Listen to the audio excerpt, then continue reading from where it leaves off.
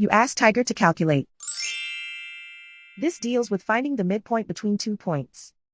The midpoint between the 2 points is -1.5, 15. Let's solve it step by step. Plot the 2 points and calculate the midpoint using the formula. The coordinates of point 1 are, x1 equals -9, y1 equals -7. The coordinates of point 2 are, x2 equals 6, y2 equals 37. PM represents the midpoint of the 2 points.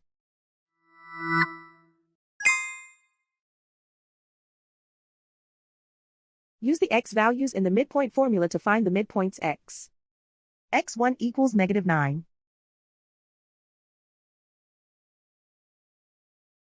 x2 equals 6.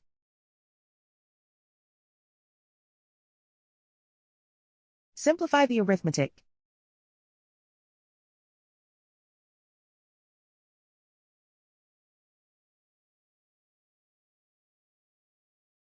Use the y values in the midpoint formula to find the midpoints y. y1 equals -7.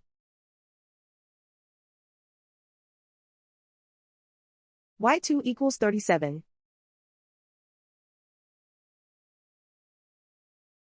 Simplify the arithmetic.